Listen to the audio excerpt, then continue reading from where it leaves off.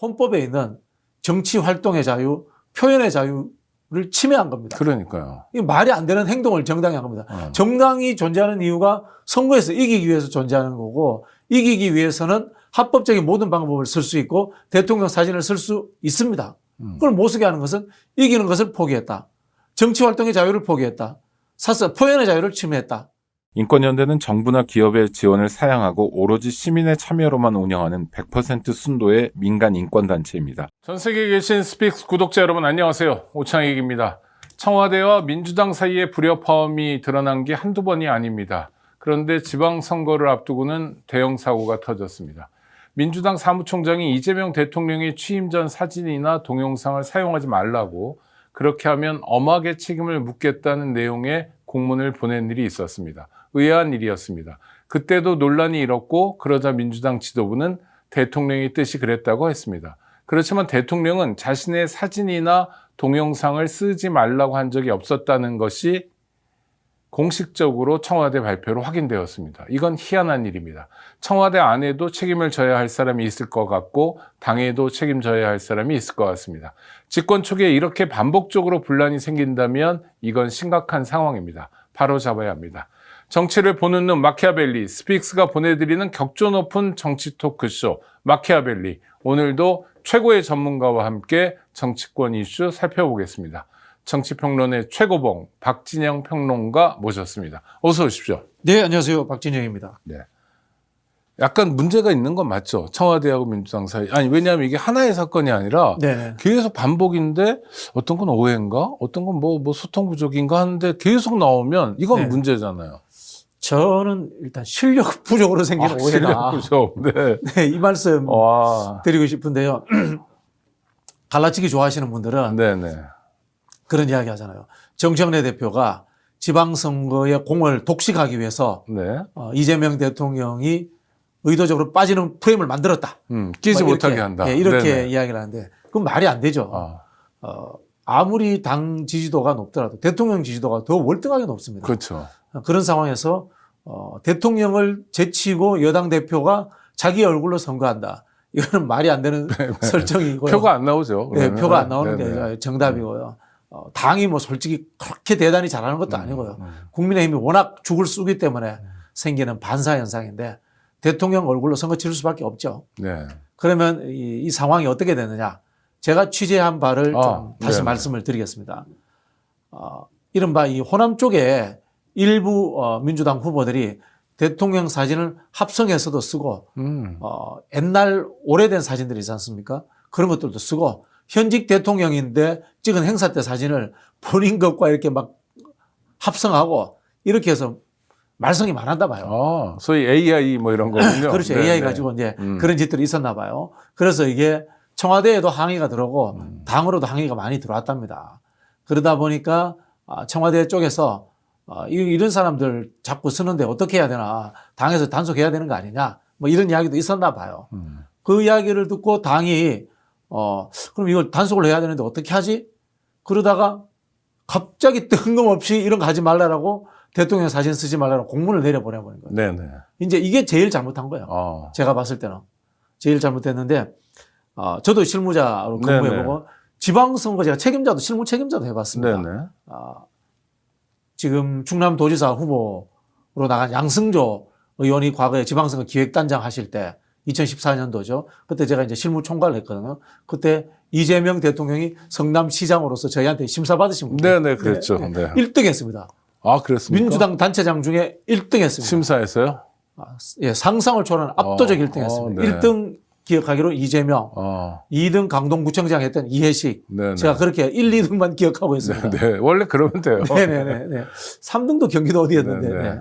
네, 그랬던 기억이 나는데, 이런 일들이 있으면 어떻게 처리하냐면요.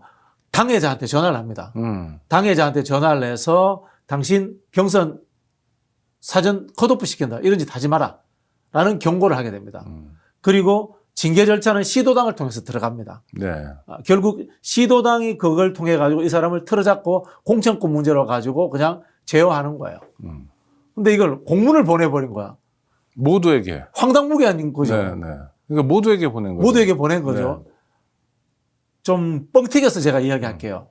헌법에 있는 정치 활동의 자유, 표현의 자유를 침해한 겁니다. 그러니까요. 이 말이 안 되는 행동을 정당이 한 겁니다. 정당이 존재하는 이유가 선거에서 이기기 위해서 존재하는 거고, 이기기 위해서는 합법적인 모든 방법을 쓸 수 있고 대통령 사진을 쓸 수 있습니다.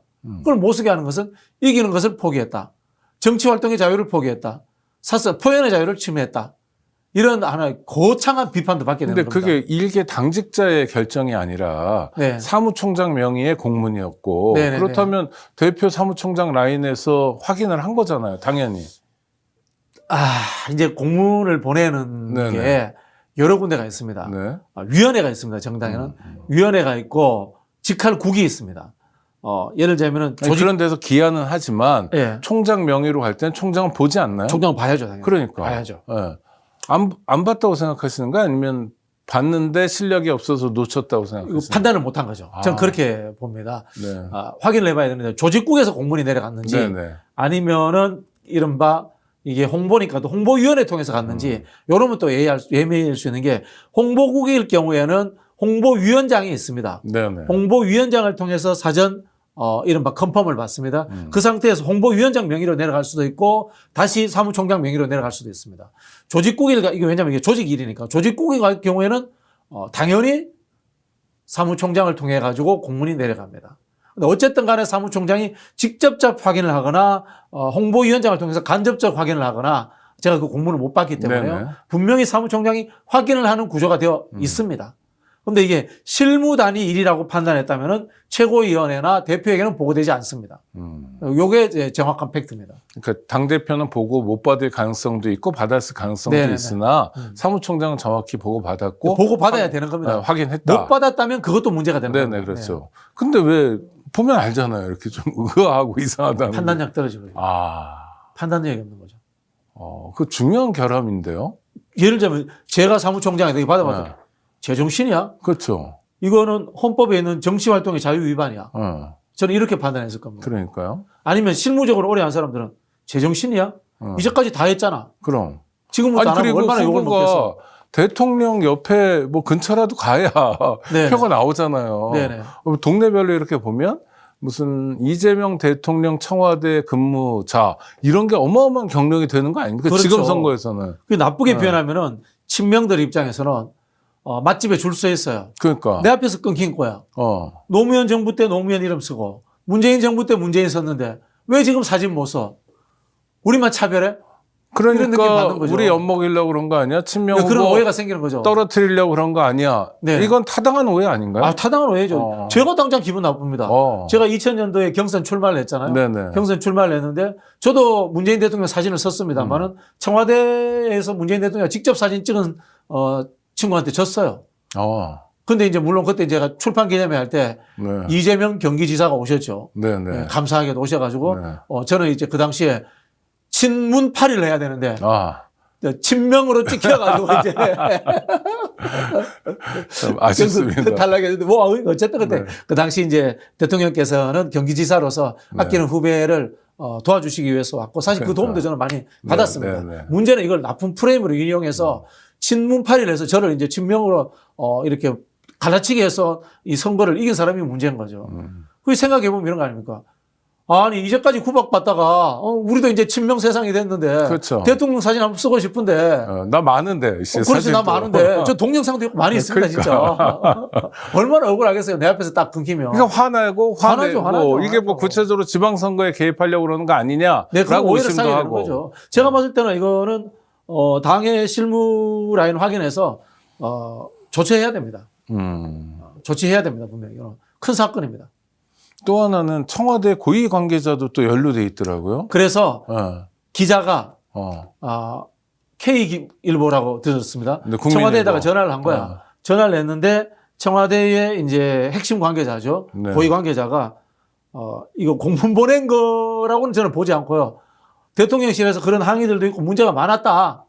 라고 뭐 그래서 이제 당에다가 그런 이야기를 했다라고 인정을 한 모양이에요. 예. 그 인정이란 게 공문 보내라고 시켰다라는 건지 아니면은 대통령 사진을 AI로 합성해서 써가지고 문제 일으키는 사람들 조처하라고 그 당에다가 이야기했다는 건지 그거는 또 정확치 않습니다. 근데 또 청와대에서는 대통령이 그런 얘기 한 적 없다. 대통령 뜻 아니다. 그러니까 대변을 통해서 공식적으로 확인됐잖아요. 그렇죠. 그러니까 이게 뭐 더 엉성한 거 아니에요? 이것도 그러면 대통령에 보고되지 않았거나 대통령에게 보고되는 라인 개통에 띄워지지 않은 상태에서 청와대의 어떤 실무자가 자의적 판단해서 기자들한테 답을 해준 거죠. 그렇죠. 아니 근데 게다가 그 실무자가 고위 관계자라니까 네네. 수석급 아닙니까? 뭐 그 정도 될 수 있겠죠. 네. 네. 뭐 비서관급 이상이겠죠. 그죠? 아니, 그리고 또 하나는 더 나가서 감찰까지 한다. 네네. 이러면 이게 밖에서 이렇게 볼 때는 너무 어수선해 보여요. 어수선한 거죠.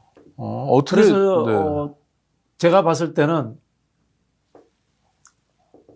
실무적 능력의 부족인데 이거 참 나쁜 표현, 나쁘게 제가 비유를 드는데요. 대한민국 판검사들이 헌법 모르잖아요. 네, 물론. 네. 헌법 모르고 법만 다양한 많은 수많은 현장의 법만 알잖아요. 그러다 보니까 이 모양 이꼴 된 거 아닙니까? 실무자들도 그런 경우가 많아요. 정치 오래 해도 기능적 관행만 따라가고 이게 어떤 의미가 있다. 정치적 의미, 시민권적 차원, 정치 활동의 자유의 차원, 헌법적 차원 어떤 의미 그런 거 해석 못하는 사람들이 많거든요. 그런 것 같아요.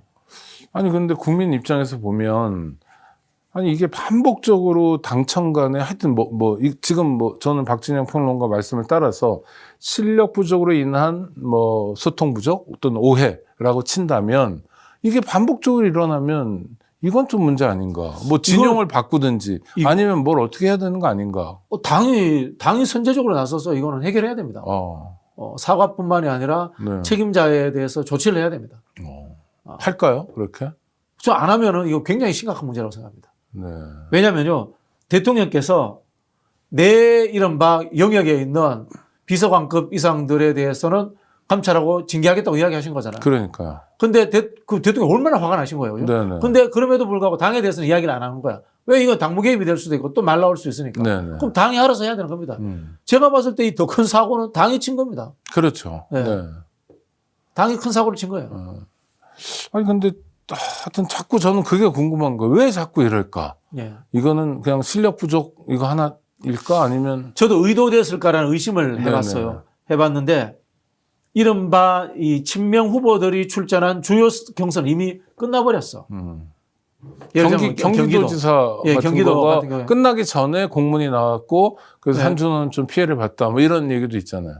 그걸 못 써먹었지 한준호는 네, 사실 네, 네. 결선을 갔더라면은 한준호 의원이 이걸 써먹을 기회가 생겼고 대통령 사진을 써먹을 기회가 생겼고 네, 더 네. 논란이 진짜 개파 갈등으로 증폭됐겠죠. 네. 근데 결선을 못 가시는 바람에 그 논란은 이제 줄어들었습니다만은 어쨌든 제가 봤을 때는 이거는 당이 굉장히 위기로 받아들여야 됩니다. 정당을 이렇게도 표현합니다. 행정 조직으로서의 정당. 이렇게 이제 규정하는 사람들도 있습니다. 네네. 국가기관으로서의 정당, 이 이익대표체로서의 정당. 우리가 이제 규정할 때 이런 규정들을 하는데 행정기관으로서의 역할을 못하고 있는 거예요. 능력 부족인 거예요. 근데 대부분의 능력 부족은 실무자 탓이 아니고 정무직 탓이에요. 의원급들. 예. 네. 그 솔직히 말씀드려서 이러면 또 저를 또 어떻게 구세대 이렇게 이야기하는데 관료 또는 총학생회장 한 사람들은 다 이미 퇴조해가지고 정치권에 별로 없는 거야. 네. 기본적으로 이 사람들 행정 절차를 해본 경험이 있어요. 재야단체 했던 사람들, 시민단체 해본 사람들. 근데 뜬금없는 전문직들 지금 국회 수없이 들어와 있잖아요. 네. 해본 적이 없는 거야. 그 당무를 어떻게 할 줄 알겠어요. 이런 일들이 벌어지는 거예요. 아이고 걱정이네요. 근데 그러면 하여튼 책임지고 재발 방지 약속을 하고 관련된 사람은 좀 징계도 문책해야죠. 하고 문책하고 바꿔야죠. 라인에서 빼고 네, 바꾸고 좀 바꿔야 된다고. 그러면 괜찮아질까요? 아니면 그게 이제 조금 나아진다? 그게 네. 조금 나아지고 당정 협의의 구조를 바꿔야죠. 네. 전 당정 협의의 구조를 하나의 점이 있잖아요. 지금 정무수석이라는 네네. 하나의 점을 통해서 하는 이 당정 협의 구조를 그 면으로 넓혀야 된다고 봅니다. 그리고 당정협의도 고위 당정협의 그래서 총리랑 네네네. 당대표랑 네네. 비서실장 이런 급도 만나고 또 좀 실무적으로는 이제 수석급에서 만나고 이런 거 아닙니까? 그렇죠. 그거 말고도 더 많은 접점이 있어야 더 된다. 많은 면을 넓혀야 된다고 네, 봅니다. 또 더 일상적이어야 된다. 네네네. 네. 특히 청와대와의 그런 관계들을 저는 넓혀야 된다라는 생각이 들고요. 우리나라는 이상하게 당정청이라는 표현을 씁니다. 네네. 당이 앞에 있습니다. 정부가 뒤에 청이 제일 뒤에 있거든요. 네네. 이야기 뭐냐면은 당이 민심을 수렴하는 기관으로서 가장 민감하게 반응하라는 뜻에서 당의 결정을 가장 우선적으로 존중한다. 대의민주주의 기관이라는 국회에 속해 있다. 청와대로 갈수록 국민으로부터 거리가 있죠. 멀어질 수밖에 없으니 맨 네. 앞에 있는 당이 네네. 좀 끌고 가라. 네네. 네네. 좋은 그런 뜻이네요. 점에서 네. 당정청이라는 표현을 쓰고 또 그렇게 된 이유는 뭔가 하면은 이게 군사독재 정권, 권위주의 정권 시절에 정권이 바뀐 적이 없잖아요. 네. 당정청 교환을 합니다. 쉽게 말하면은 공무원들이 박정희 때 공화당에 와서 근무하는 거예요. 그렇죠. 예. 공화당에 일하다가 공무원 하러 가는 거예요. 네, 또 청와대 갔다가 청와대 갔다가 또 정부 갔다가 이렇게 하는 거예요. 순환보직으로. 이게 이제 네네. 당정청 일체가 됩니다. 네네. 일체가 돼서 돌아갔는데 그때 어디가 제일 파워가 셌느냐? 당이라는 거예요. 당이 제일 파워가 세다 이런 뜻이거든요. 당이 주도하라, 당이 파워가 제일 세다 그런 뜻이거든요. 그럼 어떻게 해요? 당이 제일 유능해야 됩니다. 네. 당이 제일 유능해야 되는데 이거는 전형적인 민주당적 현상입니다. 국민의힘은 덜한데요. 민주당은 짓고만 하면 당이 허술해져. 그러니까요. 네. 그 이유가 뭔가 하면요. 네. 순환보직에 있습니다. 저 같은 놈 때문에 그래 된 거예요. 무슨 말씀이신지. 집권에서 여당이 되잖아요. 네. 당에서 사표를 내고 정부나 청와대로 갑니다. 네. 당으로 안 돌아옵니다. 실무자들이. 네네. 근데 청와대나 정부는 그러면은 멍청한 실무자 뽑아가겠어요. 그나마 그 중에서 똑똑한 애들 데리고 가요. 그 일머리 있는 사람 데려가고 싶죠. 그나마 일머리고 똑똑한 친구들을 데리고 가서 근데 못 돌아오는 거예요, 당으로. 네. 그러면 당은 어떻게 됩니까? 오갈 데 없는 사람들이 남는 구조가 여당 때 돼버리는 거예요. 전화 안 받는 사람들, 전화 안 그렇죠. 오는 전화 안 오는 친구들만 사람들. 잔뜩 남아있다? 네네네네. 그러면 안 되는 건데요? 그렇죠. 근데 국민의힘은 순환보직을 합니다. 청와대 갔다가 돌아오고 정부 갔다가 돌아오고 합니다. 민주당도 그래야 되는 거 아닙니까? 민주당 그 인사적체 문제 해소 뭐 이런 식으로 해가지고 그렇게 해버리더라고요. 와. 그리고 또 하나의 문제가 뭔가 하면은 어느 순간부터 실력 없는 국회의원들이 와가지고 당무를 자기들이 독점해 버립니다. 과거에는 이른바 부총장급들이라든가 주요 당직의 절반 이상을 원외 국회의원이 아니고 당에서 성장했던 사람들이 일을 했습니다. 네네. 근데 국회의원 되기 직전의 자리, 우리 농담 비슷하게 하사관이라고 해요, 하사관. 네네. 부사관 요새. 부사관이라고 하는데 이제 그런 게 없어졌어요. 국회의원 숫자가 많다고 과거에 부사관들이 하던 자리도 전부 다 장교들인 국회의원들이 차례하지 않는데 아무것도 할 줄 몰라. 네. 그래서 이런 일들이 벌어지는 거예요. 그런 얘기를 이게 의원 특권 중심 정당 돼서 생긴 현상이에요. 그런 얘기를 정청래 대표가 모르나요? 아니면 알고도 넘어가는 건가요? 아니면 뭐 이해 부족이 뭐예요? 지금의 현상. 모를 수도 있고. 네. 좀 알려주세요. 그리고 이게 어쩔 수 없는 상황이라고 볼 수도 있죠. 네네. 국회의원들이 계속 와서 자리 달라고 하는데 안 줄 수가 없는 거예요. 그럴 수도 있고. 아이고. 그런데 지금까지의 문제만으로도 지금 심각하지만 이런 문제, 당청 갈등이란 게 이런 식으로 계속 불거지면 이건 시민들이 가만히 안 있을 것 같은데요? 그게 한두 번이 아니잖아요. 그러니까. 네, 지난번에도 솔직히 말씀드리면 법사위 그 중에도 한 명 때문에 이런 일들이 벌어진 거 아닙니까? 아니, 한 명이 아니라 한 두 명 되죠. 그 중에 한 명은 민주당도 아니었죠. 그죠? 뭐 이런 일들이 벌어지는 거 아닙니까? 이걸 대표와 원내대표가 잘 이걸 통화를 해야 돼요. 통화를 해야 되고 저는 그래서 그런 말씀 자주 드렸는데 정무수석으로 안 된다. 네. 정무장관대 부활해야 된다. 그 말씀 드리고 싶어요. 정무장관 한 4성급, 3성급, 4성급 의원이 정무장관하고 겸직을 하고 그다음에 초재선들이 정무차관하고 이렇게 하면서 전방위적으로 국회와 소통을 하는 게 필요하다는 생각이 듭니다. 하여튼 우리 박진영 평론가의 답은 당정청 협의 구조를 개혁해서 네네. 전 말고 확대해라. 크게 선으로, 선에서 면으로 이렇게 가라. 네. 그리고 가능하다면 정무장관 부활까지 가서 네네. 이런 일을 원천적으로 차단해라. 네. 안 그러면 이게 사실 개혁 발목 잡는 거 아닙니까? 네. 아무것도 아닌 진상규명해야죠. 그다음에 욕해야죠. 네. 아니 그렇잖아요. 기분 나쁘면 욕해야 되잖아요. 문제면 비판해야 돼요. 그렇죠. 그래서 그러니까 역량이 좀 소모되는 것 같아요. 당정 갈등으로 인해서. 정무수석이 참 일하기 어렵거든요. 네네. 왜 일하기 어렵냐면은 국회의원 출신들이 할 수밖에 없는 현실이잖아요. 그런데도 국회의원들은 뭐라고 생각하죠? 에이, 쟤 떨어진 애가 가서 하잖아. 이렇게 이야기하는 거예요. 아 그래요. 네. 나는 붙었는데 나는 현역 국회의원인데 한 4선 있는 선배잖아. 네. 에이 뭐 저 형 저러다가 국회 못 돌아와. 뭐 내 이익이 우선이지 뭐 이렇게 생각해버리는 경향이 있어요. 국회 만능이군요. 국회 만능이죠. 왕이거든. 그렇긴 하지만 국회의원도 뭔가 도모하려면 네. 청와대 얘기를 해야 될 거 아니에요. 에이 도모 안 하는 국회의원이 90%죠 대한민국에. 아, 그렇습니까? 그러니까 우리가 자 우리 댓글 다시는 분들 욕하잖아요. 네, 뭐 네. 정청래 대표 욕하는 분도 있고 네, 한병대 네. 대표 욕하는 분 있잖아요. 네. 여러분들이 이름 알고 욕하고 하는 의원은 굉장히 훌륭한 의원입니다. 소수의 욕 듣는 의원도 훌륭한 의원이에요. 아. 욕 들을 만큼의 이름도 없고 성도 없고 땅굴 파고 앉아가지고 거기에다가 도토리 안에 있지 않습니까? 아. 겨울에 먹을 식량 주면 얻는 국회의원이 90%예요. 지역구에 딱 땅굴 파고 맞아요. 앉아가지고. 저도 아는 국회의원도 꽤 있는데 네네네. 국회 가야만 복도에서 볼 수 있는 사람. 그렇죠. 네, 뭐 아무것도 안 하는 사람. 언론에 욕먹는 의원은 훌륭한 의원이에요. 아, 네, 역설적인. 생각이 있는 의원이고. 네. 그런 사람들한테는 정무수석하고 소통해서 대통령과 국책사업도 해보고 싶고 큰일도 도모하고 싶고 내가 다시 친명이 되고 싶고 또는 뭐 대통령하고 한번 붙어볼까 이런 생각도 가진 훌륭한 의원이야. 아.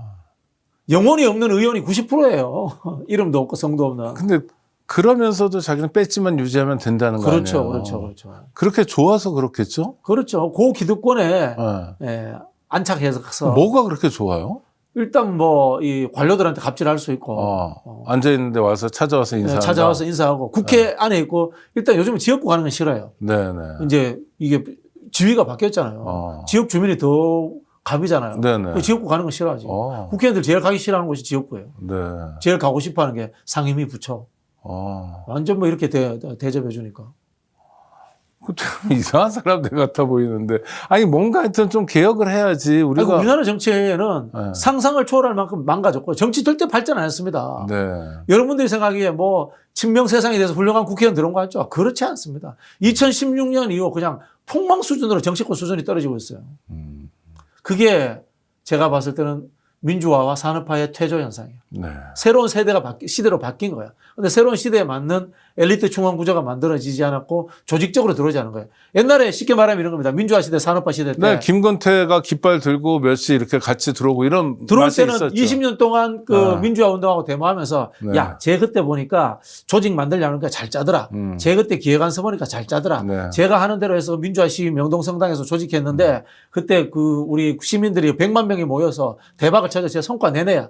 뭘 했는지 알잖아. 네네. 그런 사람을 민주화 운동 세력 하다가 데리고 오는 거예요. 그 다음에 산업화 세력에는 주로 이제 경제 관료들 아닙니까? 경제 관료들 중에서 산업개발 5개년 계획에 제가 이른바 국토공간계약 짰는데 제가 했는 거 해서 실패했더라. 얘가 쟤 안 돼. 정치권 데리고 오지 마. 제가 그 중소기업 정책 잘하더라. 데리고 와. 20년, 30년 같이 일하면서 검증된 애들 데리고 오는 거예요. 네. 근데 지금은 뭐 캘리포니아 무슨 대학교 나와가지고 무슨 로스쿨 나와가지고 있지 않습니까? 뭐 해가지고 했는데 무슨 어디 은행에서 근무했고 멋져 경력은 번지르해. 근데 같이 근무를 안 해봤기 때문에 인성이 어떤지도 모르고 이 사람이 가지고 있는 정치적 철학이 뭔지도 모르고 그리고 데려다 놨다니까 민주당 와서 공천 받았다가 마포 가버려 튀어가버려 조정훈처럼 튀어가기도 하고 정체불명의 경력 관리만 예쁘게 된 사람들이 국회에 오는 거예요. 그래 일을 잘할 수가 없지. 아니 근데 그런 사람들을 공천을 안 주면 되잖아요. 그게 예뻐 보이는 거예요. 아. 예뻐 보이는 거예요. 이벤트 하기 좋고 스토리 좋고 스토리 공천 아닙니까 솔직히. 저는 그런 생각입니다. 그 정치권에서요 상임위 한 4년만 하면은 뭐 저기 무슨 AI 또 뭐죠? 뭐 이상한 거 하잖아요. 뭐 그런 거 하잖아요. 더 많이 합니다. 네. 전문가의 영역은 요만큼이고요. 이걸 해결하기 위해서는 수백 개의 기관들과 정치적 판단, 인허가 문제, 예산 문제가 다 들어있습니다. 이런 걸 보편적으로 공부한 사람들이 잘하는 거예요. 그게 사실은 관료가 기본빵 하는 거예요. 잘하지는 못하더라도 관료를 국회의원 시켜놓으면 못할 일은 없는 거예요. 기본은 한다. 기본은 하니까. 근데 거기서 한 걸음 더 나가려면 관료도 하고 또는 상상하는 사람, 그렇죠. 혁신하는 사람도 필요하고. 네네. 근데 그런 건 없고 이쁜 경력 가진 아니 뭐 사람만. 선진국 보시면 네네. 알잖아요. 여권제 하잖아요. 네. 미국은 광범위한 여권제라서 알고 보면은 지금 정치인들이 다 관료 경험이 다 있어요. 네. 프랑스는 그냥 좌고 우건 다 관료야 솔직히 말해서. 네네. 학교부터. 네, 학교부터 관료가 아니면 정치 못하는 구조로 돼 있어요. 독일은 다르죠. 독일은 정당이 관료제와 똑같은 취급을 받아요. 네네. 어릴 때부터 정당에서 관료제 훈련을 시켜요. 이 정치 선진국들의 방식을 보면 관료적 훈련을 받은 사람들이 출세하는 구조로 되어 있는데 우리는 그렇지 않죠. 그래서 저는 제발 전문가 좀 데리고 오지 마세요. 라는 말씀 드리고 있어요. 조직에서 훈련되지 않은 사람 데리고 오지 마세요. 전문가를 굳이 데려오려면 정치 전문가를 데려와라. 아, 그렇죠. 정당에서 잔뼈가 굵은. 그렇죠, 그렇죠. 네. 네. 아유, 그래도 요번에 정무 비서관으로 정우로 의원이 의원직도 포기하고 갔는데 평가할 만하다 이런 얘기들이 많은데. 깜짝 놀랐습니다. 네. 제가 이제 전화를 드렸죠. 물론 뭐 사석에서는 의로야 그랬겠지만 네. 전화를 드렸죠. 그래서 네. 야, 대단한 결단하셨습니다. 네. 국회의원 배지를 떼고 비서관으로 간다는 게 그게 쉽지 않은 일인데 어떻게 그런 결정을 하세요? 그러니까 자기는 어차피 이재명 정부의 성공이 자기의 단기적인 인생에 있어서의 중요한 과제고 목표다. 그리고 선출직을 할 기회는 다시 오지만 이재명 정부는 다시 오지 않는다. 이걸 무조건 성공시켜야 된다는 소명의식을 갖고 있다. 그렇게 이야기했습니다. 말을 예쁘게 하시네요. 정으로 비서관이. 예, 제가 울 뻔했습니다. 네. 그러니까 아이고. 근데 그런 사람을 보고 보통 애국자라고 그러는데 애국자죠. 네. 애국자가 많지는 않아요. 애국 개당이죠. 왜냐하면 정으로는 정당에서 15년 근무했기 때문에 당과 정권이라는 것이 자기 몸에서 일체화되어 있는 거예요. 정우로라는 그 비서관 자체가 민주당인 거예요. 네. 아니 그러니까 그런 분 그 태도, 네. 뭐 자세 이런 게 그냥 한마디로 얘기하면 애국자인데 네. 문제는 그냥 애국자가 많지는 않아요. 많지 않죠. 알겠습니다. 하여튼 우리 박진영 평론가의 안내를 따라 한번 가보면 좋을 것 같고 추미애 의원이 민주당 경기도지사 후보가 됐는데 많은 분들이 그래도 결선에서 붙는 거 아니냐 했는데 결선 없이 단박에 끝냈어요. 그러니까 제가 봤을 때는 이른바 이 정치적 그 지위, 네. 위치의 차이와 인지도, 그다음 뭐 여성 가산점도 작동했을 겁니다. 네. 여성 가산점은 없애야 돼요. 네. 뭐 4선, 5선 했었는데 무슨 여성 가산점을 줍니까? 그거는 좀 문제가 있었다고 보고. 가산점이 10%죠. 예. 10%를 빼더라도 많이 앞선 거 아닙니까? 뭐 저는 그렇게 알고 있습니다. 그렇죠. 알고 있는데 결국은 이른바 정치적 급의 차이와 인지도의 차이입니다. 역시 정치는 급이군요. 네네네. 그러면 김동연 지사는 현역인데 네. 경기도지사에 도전하는 현역이니까 인지도와 급도 상당히 되죠. 높은데 이제 정치적 포지셔닝을 반명으로서 만들어져 있기 때문에 그걸 극복 못한 거죠. 4년 동안 정책 집행은 열심히 했는지 모르겠지만 네. 이 경기도지사가 행정가면서 정치인이잖아요. 그렇죠. 정치인으로서는 낙제였던 거죠. 행정가로서는 뭐 제가 평가할 수는 없겠습니다. 네네. 잘한 일도 있고. 네. 한준호 의원이 약진하지 못한 까닭은 뭘까요? 역시 체급의 문제인가요? 체급의 문제죠. 네. 체급의 문제고 인지도의 문제입니다. 네. 많은 분들이 그런 이야기합니다. 당원들은 한준호 다 아는데 네. 근데 그 잘생긴 젊은 정치인 한준호와 경기도지사로서 될 만한 한준호는 다른 인지도입니다. 그럼 범주가 다른 인지도. 그런 방법이 없네요. 그러니까 한준호 의원도 만약 경기도지사를 진짜 하고 싶으면 다음에 또 나오고 안 되면 그 다음에 또 나오고 당대표도 한번 출마하고. 네, 이러면서 체급을 키우는 방법밖에 없다. 그리고 늘 거시적인 정치 아젠다나 경제 아젠다를 던지는 그런 유의 정치인이 돼 있어야 돼요. 추미애 의원은 검찰 개혁이라든가 사법개혁이라든가 국가적 아젠다를 가지고 싸워왔던 분입니다. 네네. 그것 때문에 손해도 봤어요. 비호감도도 생겼지만 어쨌든 국가적 아젠다를 다룬 경륜이 있는 사람이라는 것이 만들어져 있기 때문에 쉽게 이렇게 통과를 한 거죠. 당대표 경력도 마찬가지고요. 그러나 이제 사실 걱정은 됩니다. 왜냐하면 이분도 민생경제를 해보신 경력이 그러니까 부족하잖아요. 토론 때 보면 좀 처지고 그랬는데 네네. 그런데도 결과는 압도적 그렇죠. 추미애. 이거는 그러면은 간단합니다. 뭐 제가 봤을 때 도지사 되신 분 뭐 공부하라 이야기는 할 수는 없고 네네. 그런 일을 잘하는 정치인을 쓰세요. 네. 제가 하나 조언해 드릴게요. 네. 제가 만든 조례가 있습니다. 지역혁신협의회라고. 네네. 그 이제 시도에 의무적으로 하게 돼 있는데 우리나라 시도 공무원들이 이걸 오용해 가지고 지방자치 행정조직으로 변질시켜 놨어요. 경제조직입니다. 산업경제 전문가와 그다음에 관료들과 정치인들이 섞여서 거버넌스를 만드는 협의회입니다. 이게 이제 유럽에서 나온 지역 혁신 체계 모델이라고 합니다. 노사정 협의회 확대판이라고 네네. 생각하시면 됩니다. 노사정 협의회는 임금 조정하고 갈등 조정만 하는데 지역 혁신 협의회는 중장기 경제 계획을 세웁니다. 아, 그리고 참여하는 멤버도 다르겠네요. 자영업자 소상공인도 대표도 들어오고 학교 대표도 들어오고 일반 그리고 시민들도. 더 좋은 거는 여기에 이른바 중앙정부의 브랜치 조직이 들어오도록 의무화 시켜놨습니다. 네네. 쉽게 말하면은 경기도에 있는 중앙정부의 국토부 관리청도 여기 들어와야 됩니다. 네네. 중앙정부에 있는 산업부 테크노파크 단장도 여기에 들어와야 됩니다. 의무적으로. 이 중앙정부 조직을 지자체에서 쓸 수 있도록 제가 그 짜놨거든요. 네. 요거 활용하셔가지고 지역에 있는 경제 주체들을 가지고 거시 경제 계획을 짜는 거 한번 해주시면 좋겠어요. 아, 알겠습니다. 아주 쏠쏠한 정보까지 주셔서 고맙고요. 충청북도 신용환 후보가 됐어요. 깜짝 놀랐습니다. 네. 아, 깜짝 놀랄 일입니까? 왜냐면 상대가 그렇죠. 거물이잖아요. 그러니까 깜짝 놀랐죠. 노영민. 그리고 네. 또 이른바 이분은 유 이재명 아닙니까? 네네. 건너오신 분. 네네. 그런데도 이제 된 거죠. 이건 뭐예요? 승리의 비결은 뭐예요? 충북에 인물이 없는 거죠. 아, 뭐 진짜 신영환 교수님 저하고 아주 친합니다. 네네네. 제가 좋아하고 존경하는 네네. 분인데 제가 그 청주 출신에서 경선했으면 제가 이겼을 거예요.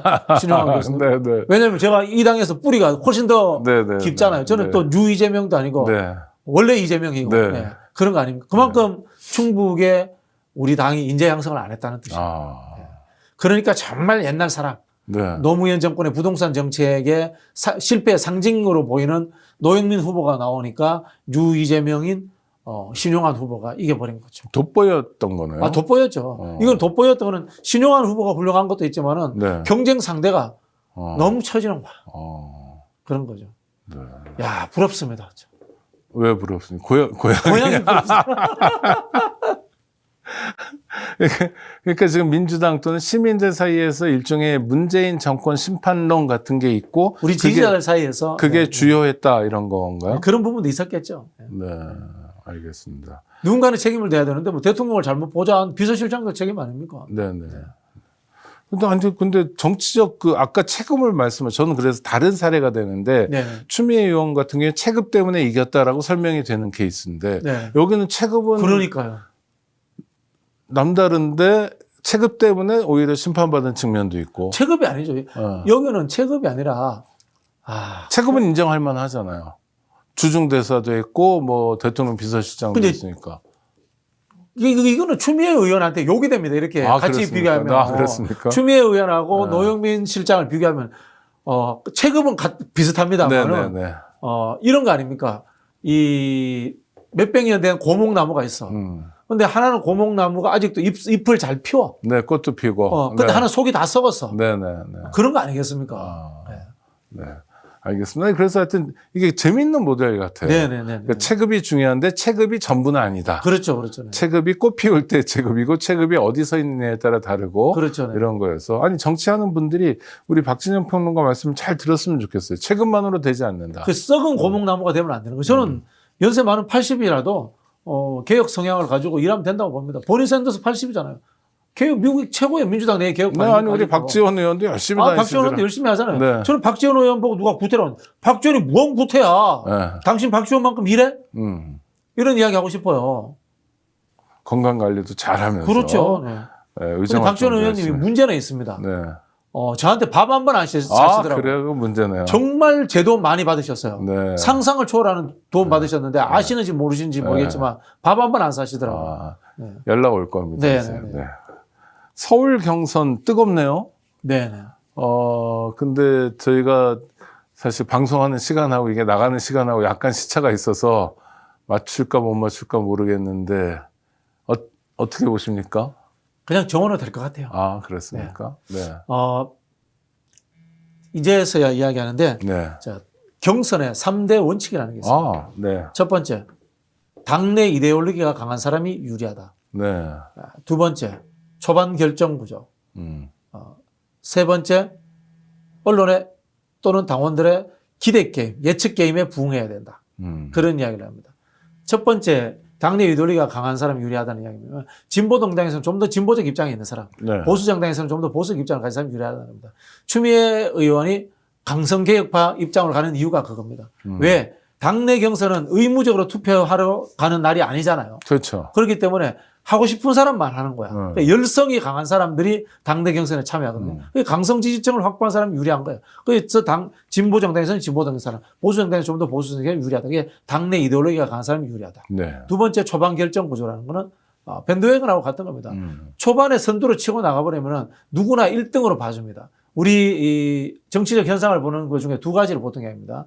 밴드웨건 현상, 언더독 현상이라고 이야기했습니다. 밴드웨건은 밴드, 브라스밴드가 뚱땅뚱땅 치고 나가면은 사람들이 거기에 대해서 시선이 끌려서 따라와 준다라는 뜻이고요. 언더독 현상은 밑에 깔린 개를 응원해 준다라는 이야기입니다. 근데 어느 게 주류적 현상일까요? 밴드웨건입니다. 그럼요. 사람은 이기는 쿵짝쿵짝하는데. 편에 네네. 서지 지는 편에 서가지고 같이 고생하기를 원하지 않습니다. 인간은 이기적입니다. 그럼 뭐냐? 초반에 선두로 치고 나가고 초반에 강한 이슈를 던지면은 그걸 가지고 주도해서 끝납니다. 그래서 미국에는 순회 경선 하잖아요. 뉴햄프셔나 아이오와 코카스에 인구가 2% 3%밖에 안 돼요. 네네. 그런데 1년에 3분의 1을 거기 가서 투자해요. 왜? 거기 가서 1등 해버리면 전국 언론을 타고 돈도 제일 많이 모이고 당원들의 주목을 받아서 밴드웨건 현상으로 끝나버리거든. 이게 이제 초반 결정구죠. 프런트 로딩이라고 이야기를 합니다. 그리고 세 번째가 앞서 말했던 익스펙테이션 게임인데 이건 뭔가 하면 기대하는 걸 해줘야 돼. 이때 제가 자주 이야기하는 얘가 싸구려 컨설팅 업체 가지 마라. 네네. 저한테 오든지 아니면은 민주당의 전략국에 근무하는 후배들한테 가서 조언받아요. 걔들이 최고의 전문가입니다. 컨설턴트들이 이런 이야기를 합니다. 아니, 오창익 국장님은 지금 얼굴색이 검고 하니까 그거 바꿔야 됩니다. 오창익 국장님은 장동건처럼 잘생기지고 세련돼서 해야 됩니다. 그래야지만이 오창익 국장님이 후보가 될 수 있습니다. 이런 이야기하고. 성형하면 못 알아볼 텐데. 불가능한 이야기를 가르치는 거야. 네. 그게 안 되는 거예요. 네. 그게 뭐냐. 정치는 하던 대로 하는 겁니다. 오창익 국장님은 지금 외모가 푸근하시니까 좀 더 푸근해 주시고 네. 안경도 더 두꺼운 거 끼시고 그렇게 해서 본인의 장점을 극대화시키십시오. 이장격단이라고 합니다. 장점을 극대화시켜서 단점을 극복해야지 단점은 쉽게 그것만으로 극복되지 않습니다. 근데 컨설턴트들 대부분 오면 후보의 문제점부터 지적하거든요. 네. 그거 아닙니다. 후보의 장점을 이야기를 해야 됩니다. 사람은 변하지 않습니다. 그리고 예를 들자면 사람 갑자기 있지 않습니까? 추미애 후보가 나는 이 검찰개혁 강하게 안 할 거야. 그러면 표가 올 것 같죠. 유연해져서. 안 옵니다. 사람들은 추미애한테 기대하는 게 있습니다. 네네. 이게 익스펙테이션 게임이랍니다. 추미애가 기대하는 것을 계속 해줘야 되는 거예요. 그러면은 한준호한테 기대하는 게 있습니다. 네. 한준호는 뭐 젊은 정치, 깨끗한 정치 이런 이야기를 그거 해줘야 되는 거예요. 김동연한테 기대하는 게 있습니다. 유능한 뭐 경제적 관료 이런 거 해줘야 되는 겁니다. 그거 안 해주면은 자기의 아이덴티티도 무너지고 영린 현상이 일어나서 오히려 무너지는 겁니다. 이걸 이른바 익스펙테이션 게임에 부응해야 된다. 근데 서울 경선은 어떤 의미일까요? 똑같습니다. 정원은 나는 구청장 출신이야. 이거 계속 강조하고 가는 겁니다. 강조하고 가야 되는 겁니다. 그럼 뭐냐? 나머지 분들은 이미 PI에 실패하신 거예요. 폴리티컬 아이덴티티 형성을 못 하신 거예요. 정성호는 정원호는 폴리티컬 아이덴티티가 돼 있어요. 이재명과 같은 단체장 출신이라고 폴리티컬 아이덴티티가 만들어졌어. 박주민은 뭔데? 저도 엄청 보태줬잖아요. 유능한 국회의원이었고 뭐 했잖아요. 네네. 근데 이게 제가 했던 이야기는 추상적인 단어에 불과한 거야. 유능한 협력가. 유능한 협력가가 서울에서 빌딩으로 만들어져서 보입니까? 유능한 협력가가 서치라이즈를 사가 빛으로 비춰줍니까? 아닙니다. 상징 조작이 돼야 되는 거거든요. 상징 조작이 없는 거예요. 이명박의 버스 전용 차선 그렇죠. 거. 청계천이 없는 거야. 네, 정원호는 있는 거야. 성수동 거리. 네. 성수동 그걸 논란이 있든 없든 논란이 돼도 손해는 아니겠네요. 있는 거죠. 이야기가 자꾸 나오니까. 그런 거죠. 네. 그래서 거기서 실패한 거예요. 네. 폴리티컬 아이덴티티를 못 만들어낸 거예요. 폴리티컬 아이덴티티는 결국 상징 조작입니다. 근데 서울시장이란 자리가 행정가의 자리이기도 하지만 정치인의 자리이기 때문에 박원순 전 시장에 대한 평가나 이런 거 보면 정원호가 좀 부족하다. 뭐 이런 지적도 있어요. 걱정이다. 그렇죠. 정원호 후보가 가지지 못한 걸 박주민 후보가 갖고 있었잖아요. 네. 그럼 못 만들어낸 거예요, 자기가. 자기 장점을 발현시키지 못한 거예요. 네네. 그래서 아까 말씀드린 초반 결정 구조에 의해서 끝나버렸다. 라는 말씀을 드리는 거고요. 아까 말씀드렸잖아요. 당내 이데올로기가 강한 사람이 유리하다. 네. 이재명처럼 구청장 했다는 것도 당내 이데올로기예요. 이것도 한편으로. 이재명이 돼버린 거네요. 이재명이 돼버린 이재명 거죠. 대통령 때문에. 그렇지. 네. 이재명 대통령 때문에 그렇게 돼버린 거예요. 그게 편성해서 간 거예요. 전현희 의원이 오히려 뭐 DDP 없애자 뭐 잘 던졌는데 끝까지 이슈로 물고 늘어지지를 못했어요. 제가 전현위원이었다면 그걸 던지면서 오세훈과 계속적으로 싸웠을 겁니다. 이슈는 많이 던질 필요 없습니다. 제가 이런 이야기, 우리 광고에서 가면 이런 거 있잖아요. 2개 던져주잖아요. 사람은 하나도 못 받아요. 2개 던져주면. 수십 개 던지면 어떻게 받아요? 박주민 의원 매일 다른 주제를 이야기하더라고. 박주민 의원 무슨 이야기 했는지 몰라. 너무 많은 걸 이야기했습니다. 네네. 정원호는 구청장. 정원호는 성수동 하풀. 그거 하나 던져준 거예요. 대중들은 그거 하나 받아가지고 딱 인지가 된 거예요. 거기서 경선은 끝나버린 거예요. 구청장, 단체장, 성남시장, 이재명, 그렇죠. 게임 셋. 네. 네. 이재명 픽. 이거 하나로 끝나버린 거예요. 네네. 박주민 의원도 나중에 대통령이 칭찬해 줬어요. 근데 안 네. 되는 거예요. 이게. 아, 이 초반 결정 구조예요. 네, 알겠습니다.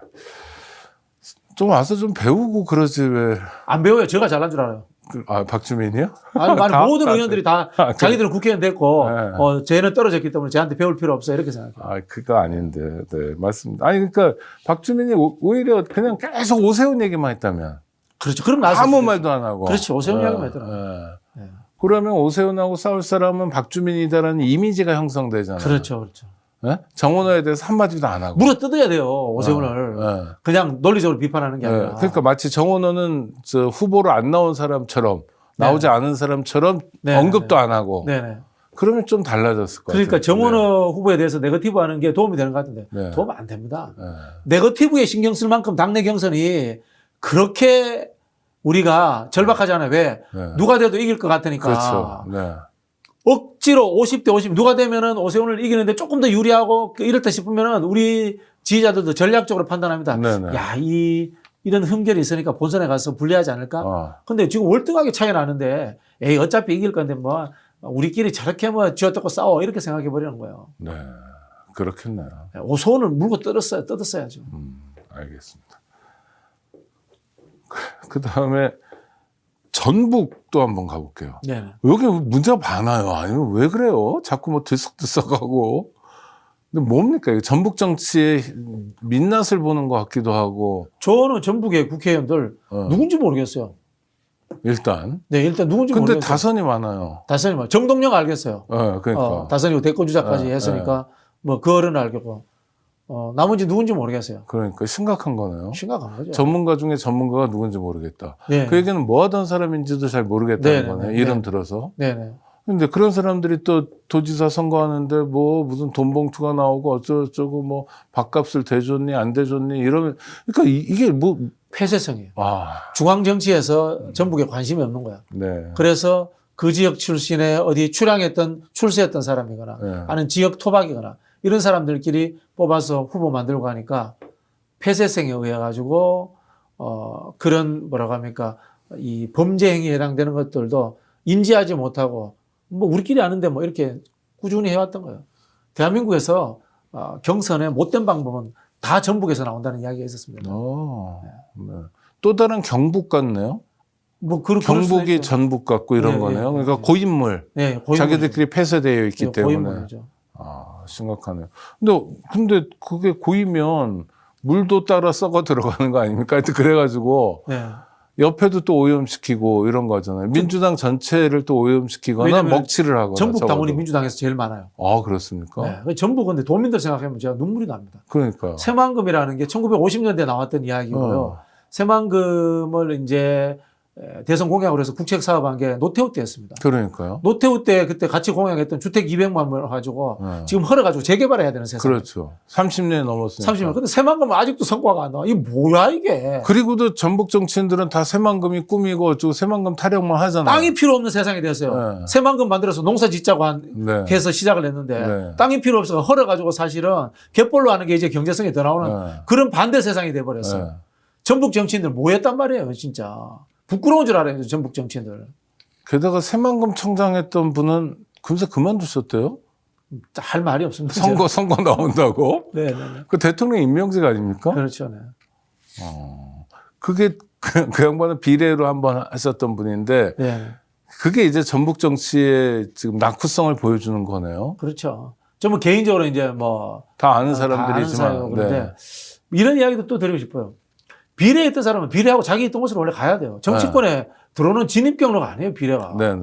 요새는 어느 순간에 비례했다가 다 서울에 좋은 지역구 찾아서 아니면 호남에 좋은 지역구 찾아서 가는 이런 루트로 생각을 하더라고요. 잘못된 거예요.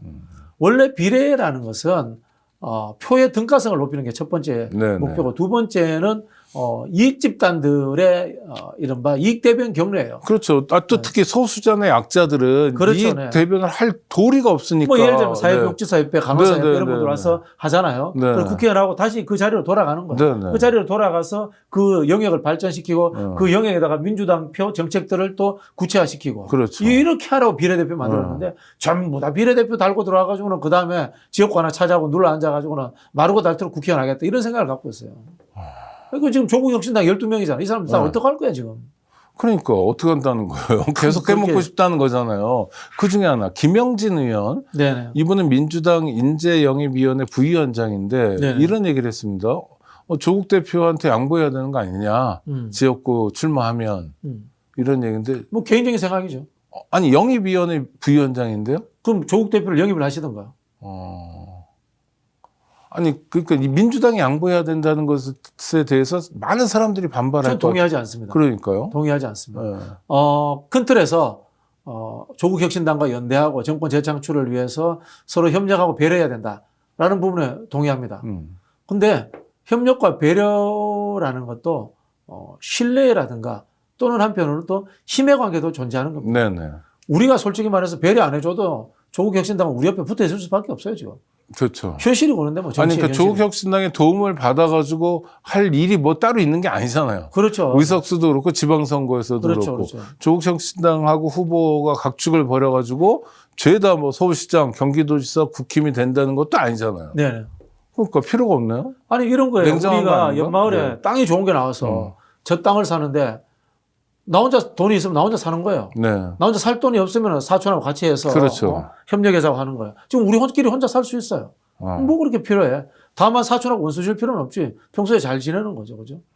뭐 작은 것들은 배려해주고. 근데 국회의원 한 자리는 중요하기 때문에 좀 배려의 문제는 보지 않고요. 이거는 뭐 여론조사의 문제라고 봅니다. 특정 지역구 높고 여론조사 돌렸다. 조국 대표가 민주당 후보보다 높게 나왔다. 근데 단일화 하지 않으면 국민의힘이 될 수 있다. 그러면은 조국 대표 쪽으로 단일화가 되는 거예요. 네. 근데 그렇게 좀 저는 건조할 필요가 있다고 봐요. 근데 그런 데는 없잖아요, 사실상. 그런 걸 이제 찾아내는 게 이제 조국 대표의 실력이죠. 다음 주까지. 예. 네. 아니 근데 뭐 경기 안산에 나오겠다 뭐 이런 얘기도. 안산에는 조국 대표가 나가면 민주당 후보보다 여론조사가 잘 나오지 않을걸요. 그러니까요. 네네. 그리고 국힘 후보가 안산에서 별로 안 나올 것 같은데요. 그렇죠. 네? 네. 그러니까. 안산은 3자구도 해도 민주당이 이길 것 같은데요. 그렇죠. 네. 하여튼. 근데 마치 무슨 맡겨놓은 뭐 짐을 찾는 것 같은 느낌. 민주당 일부도 무슨 당연히 아니 받아야 조국 될 대표가 청구서를 저희한테 받는. 네. 뭐 저기 짐을 맡겨놓은 적이 없어요. 네. 아니 근데 민주당 그 대통령이 사면해주면서 다 찾아가셨잖아요. 그러니까 민주당 의원 중에 일부든 하여튼 당직자는 왜 그런 얘기를 하냐 이런 게 의문이에요. 저는 선의라고 봐요. 선의. 선의에 연대해야 되고, 네네. 그 다음에 저기 뭡니까 정권 재창출을 위해서는 우리가 서로 갈등할 필요 없다라는 선의라고 저는 말씀을 드리고 싶어요. 점잖. 특히 김영진 의원 같은 경우에는 네네. 김영진 의원이 뭐 친조국도 아니고 친문도 아니고 네. 친명이신데 네. 그렇게 이야기하는 건 없다고 보는데 근데 이게 또 섬세해야 되거든. 섬세해야 된다는 측면에서는 만약에 조국을 배려해주고 싶은 마음이 있더라도 저처럼 해줘야 돼요. 네. 조국 대표가 여론조사 이기는 곳에 나와서 민주당 후보하고 여론조사 이겨서 단일화해라. 그래야지 서로 욕 안 먹어요. 그럼 민주당 당원들도 마음에 안 내켜도 뭐 동의할 수밖에 없잖아요. 룰에 의해서 졌는데 어쩔 수 없잖아요. 그리고 또 그렇죠. 하나는 그래서 그럼 국힘 하나 넣는 게 좋니? 조국이 낫니? 그러면은 그렇죠. 아유 조국을 마음에 안 들어도 조국을 선택해야지 이렇게 되는 거잖아요. 그렇죠, 그렇죠. 그러니까 제가 자꾸 말씀드리는 게 이 섬세한 이 실무 경험이 있는 사람들을 써야 되는 거예요. 안 쓰니까 이른바 의도는 좋으나 악마는 디테일이 있다고. 네. 과정에서 덜 문제가 생겨요. 이거 아까 대통령 그 실과 당의 공문 문제도 마찬가지입니다. 의도는 원래 대통령 파리를 AI를 활용해서 나쁘게 하는 사람들을 제어하자는 좋은 의도잖아요. 근데 이 악마는 디테일이 있다고 섬세한 테크닉이 없고 그 보편적 원리를 이해하지 못하니까 이런 사고가 난 거거든요. 정치라는 게 알고 보면 행정 절차 같은 거예요. 그렇죠. 제가 예전에 이제 실무자 오래 했잖아요. 뭐 부산에서 사무처장 할 때인데 그 대선 치르는데 그 현직 국회의원들이 와서 뭐 아이디어를 많이 내요. 이거 하자, 저거 하자, 이거 뭐 탈수고 합시다, 뭐 합시다 그러더라고요. 제가 맨날 했던 이야기가 이기는 선거에 뭐 좀 하지 맙시다 제발. 괜히 하다가 사고 납니다. 그래서 제가 그 의원한테 물었어요. 의원님, 동네 투개표 참관인 다 했어요? 투개표 참관인 2바퀴 돌릴 준비돼 있어요? 거소투표 참관인 준비했어요? 뭔지도 몰라. 행정 절차가 뭔지도 모르면서 쓸데없는 아이디어 자꾸. 그래서 제가 아이디어가 나라를 망칩니다. 기본적인 제도와 시스템을 이해한 다음에 아이디어를 냈어요. 그런 이야기를 한 적이 있거든요. 그런 얘기를 많이 해서 박진영 평론가가 전 평가를 못 받는 것 같은데. 뭐 싫어하더라고요. 저는 뭐 제가 근데 필요하잖아요, 그게. 네, 필요하죠. 그 역할을 하라는 거잖아요. 네, 사무처장 자리는 그런 거 하라는 거잖아요. 네. 그러니까 박진영 평론가 얘기를 이제 다 종합하면 사실은 대통령은 대통령 자리에서 대통령 역할을 하고 당대표는 당대표 자리에서 당대표 역할을 하고 이 역할만 충분히 숙지하고 인지한 상태에서 일머리 있는 상태에서 일을 해내면 국민이 참 편한 세상이 된다. 그렇죠. 우리 경제도 이제 거시경제하는 사람들은 기재부나 정책실에 가서 일하는 거고 미시하는 사람들은 산업부 가서 산업정책하고 국토 가서 공간개발하고 이렇게 자기 영역이 있는 거거든요. 그렇게 하면 되는 거예요. 네, 알겠습니다. 들으신 바와 같습니다. 구독자 여러분 감사하고요. 스픽스 구독과 좋아요로 성원해 주시기 바랍니다. 박진영 평론가의 말씀을 따라가다 보면 대한민국 정치가 어디로 가야 될지도 알 수 있는 것 같습니다. 부디 당정 간의 갈등, 당청 간의 갈등이 정말 진짜 백의 갈등이 아니라 실력 부족으로 인한 오해나 소통 부족 선에서 잘 마무리됐으면 하는 마음 간절하고요. 다음에 또 구독자 여러분 찾아뵙도록 하겠습니다. 감사합니다.